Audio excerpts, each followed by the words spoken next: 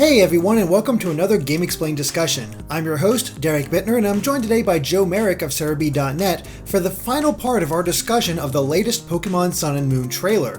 This time we'll be covering the new Z moves, Z Ring, and what else could be coming to the game. This does bring up an interesting idea for me though, this whole idea of the Island Challenge, and that's Lily. And they still haven't clarified exactly what Lily's role will be, other than she has importance to the story and she's the assistant to Professor Kukui. But as soon as I saw this Island Challenge and have continually not seen the opposite gender trainer showing up as like another rival, makes me think that's just not going to happen. These are your two friends that carry on with you, and Hal is your stated rival, but he's also using the Pokemon that's weak to yours, which to me tells me that Lily is the one that picks the other Pokemon, the one that's strong against your starter. And because it's not completely battle focused, I do think Lily is going to take part in the Island Challenge. There is some logic to it. Mm-hmm. I mean, I can definitely see where you're coming from. I'm just really unsure. I mean, I think they would have said about that, but I don't know. Lily's just an enigma right now. Yeah, she totally is. I cannot figure her out. And I mean, even if she's a rival, this doesn't mean necessarily she's taking part in the Island Challenge, because we had Shauna in the past game. She didn't do anything. She was sort of figuring out what there. Yeah, she was figuring out what she wanted to do. And same with Tierno and Trevor. They weren't really following the typical challenge, and even. Going back to Bianca, there's these trainers that don't necessarily follow the challenge, so it is no guarantee that Lily is doing the same. But I don't know. I have this gut feeling that she is, but I'm also not positive about that gut feeling. Who knows? But yeah. But finally, we have the Z Ring and the Z moves. So right off the bat, let's go ahead and talk about the Z Ring. And as far as design, it's an interesting design, especially how you have the different crystals that can be slotted in along the sides. So basically, you have the entire thing filled with crystals, and you pop in the one that you want to use for each Pokemon, or for that Pokemon type. And what do you think of it just as a design, from a design standpoint?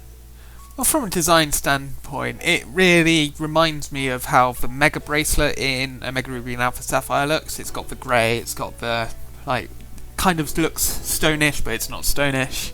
Mm-hmm. I mean, I like the design, and I really like how there's enough crystals for you to have your entire team's crystals there. Yeah, I think that the fact that you're using multiple crystals does make it stand out a lot more than the Megastone, or the Megastone accessories that you'd get throughout the games, which is always interesting. And the other thing that I spotted, and I'm pretty sure I'm right about now, is that on the opposite side, like where your wrist would be, is a circular spot, and that has to be where the keystone goes for Mega Evolution. Because there's no way they're dropping Mega Evolution. I completely agree. I know a lot of people, especially some in the competitive community, are very for getting rid of Megas because, well, Mega Kangaskhan dominates the Mega Evolutions in the competitive format, especially in VGC. Mm-hmm. But Mega Evolutions are essentially new Pokemon. That's how I've always seen them. And so they would never get rid of those. Mega Evolution is almost certainly going to be in the new games. Whether or not we're going to get new Mega Evolutions, that's impossible to say. Yeah. I'm honestly not sure if we'd get any new Mega Evolutions. It feels like they would have introduced them by this point. Yeah, what they might be doing is we've got new Pokemon in Alola forms here, and then in the next game, whatever it'll be, whether it's Pokemon Eclipse or something new or a remake, then they could add new Mega Evolutions there. Mm-hmm. That would make sense. Because there's still a lot of potential to Mega Evolution. There's a lot of Pokemon that don't have Mega Evolutions. I'd still love to have a Mega Raichu. and stuff like that. Nice. Or maybe some. It's very surprising that it hasn't happened yet. Yeah, Mega Raichu. It really is. Or maybe some Mega Eevee evolutions, which would be really cool to see. There's a lot of untapped potential there. that would be cool. And I like the fact that they're not forgetting. Like, Pokemon doesn't really do this anyway, but they still find ways to keep concepts going, you know? Yeah. And that's definitely the case here with the Z-Ring and the Mega Stones. But then we have the accessory. I just want to talk about that really quick. So we got this toy coming out from Tomy International that is a Z-Ring that you can wear, and it'll light up and react to the game as you're using it. Like, as long as I think you have the appropriate Z crystal installed. What do you think of this as a toy concept? Do you think it's just sort of like, it's for kids, that they'll enjoy it, or do you think it actually adds something to the game? It's ridiculous, and I want it.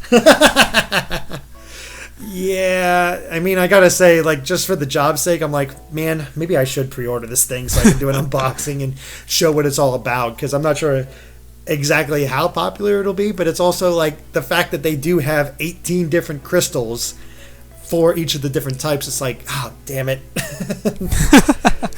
You devious bastards. It's funny, but yeah, I mean, it actually is kind of cool that it would recognize that much, and you can have the sounds go on as you're doing your Z move. Yeah, I'm a bit curious as to how it works. Like, will the game send out a wireless signal? Will it just pick up on the sounds or the image on the screen? It's like, how does it work? That is the thing which is intriguing me about the toy. It's like, I don't understand how this would work. I have no clue whatsoever. This thing is, like, it's actually, for as potentially useless as it seems, it also is kind of interesting tech that it would be able to interact with the game like that, because I don't think I've seen, like, a toy be able to interact with a game quite like this in ever, other than, like, the Toys of Life stuff, but that's sort of a different idea. Well, it could work through that. It could have NFC chips in, but then that wouldn't work on the standard 3DS and 3DS XL. That is true, and they didn't... I just don't know. I want to know. Well, I think the pre-orders are up, so get on that. Oh, already done. Oh, okay. I need to do that myself. So, oh well. All right. So we have the Z crystals, which work kind of like Mega Evolution, except are a bit more versatile. You need to have, the trainer needs to have a Z crystal, and then the Pokemon also has to have the Z crystal of the same type. Where it gets interesting from Mega Evolution is it's not like the Pikachu Z crystal or the Magikarp Z crystal or anything like that. All that matters is that the Pokemon that has a Z crystal has a move of that type. And as long as you have the matching Z crystal for that, you're good to go. And so I brought up during the analysis that potentially Snorlax could have, since he can learn Flamethrower, Solar Beam, Surf, and Thunderbolt, he could use any one of those Z crystals. So those Pokemon that can use a wide variety of moves all of a sudden have a lot of options available to them as far as what super move you want them to use. Yeah, and this has essentially also somewhat destroyed the kind of dominance of fairy type Pokemon in the competitive scene, because practically every single Pokemon can learn the move Toxic. Mm-hmm. And so that means practically every single Pokemon can use the Poison Z move. Yes, man, that would absolutely destroy it. So, yeah, all of a sudden, a lot more Pokemon become viable because of that. I'm actually kind of curious how the competitive community will treat the Z crystals, especially with, like, well, a Pokemon that can Mega Evolve. Do you give them the Mega Evolution and use all this increased stats from that? Or is it a better idea to give them a Z crystal so they can use that Z move? Or do you, of course, have both? One Pokemon that can make it evolve and another Pokemon that can take advantage of the Z crystals. Yeah, it really seems to me that Z moves are mostly going to be like a last resort. Like, I'm screwed. This Xerneas is just geomancying all over the place. I can't get any hits in. What should I do? I'll use the Poison Z move. It just seems like that's going to be the way it is. I mean, people are going to try and focus on the Z move, which is going to be the most powerful and most dominant against the metagame. Like, if there's a dominance of, say, ground type Pokemon, then you're going to see more ice types. Mm-hmm. Which, man, seeing people react to that kind of thing, like, it feels like something that could constantly change based on what the metagame is. Yeah, absolutely. I mean, the metagame does change a lot. A lot of people say, especially of last year's, oh yeah, the metagame's just always the same. You just see the same Pokemon over and over. You don't. I mean, some places, yeah, you do. Okay, but that's fair enough. Last year's Worlds, that was a bit, let's just say, ununique in team options. But it's in a constant state of flux. Some things do stay, some things don't. But as things change, these will have to change. So one month you might see more ice types, another you may see more psychic type Z moves. Yeah, and that'd be interesting. The question I have, and I think I may have figured this out, I'm not sure, just based on pure speculation. So behind Gumshoes, we see this altar, and some people have pointed out that they think they can see a Z crystal behind it. And they would think that's the way you get your Z crystals. But the thing is, you need 2 Z crystals, one for the trainer and one for the Pokemon.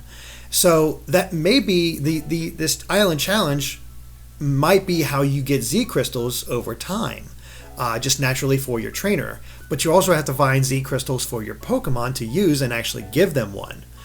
And it's sort of a mix between how you find Mega Stones and just being naturally given one over time. What do you think about that idea?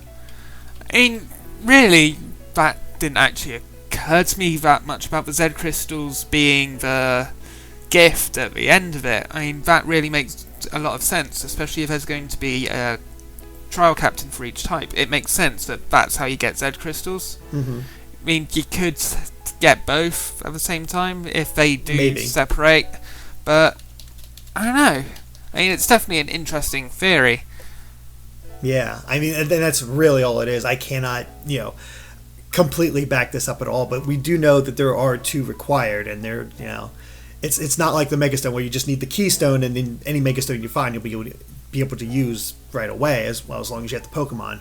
Z crystals are kind of different in that way, and I'm curious how they're going to make this work.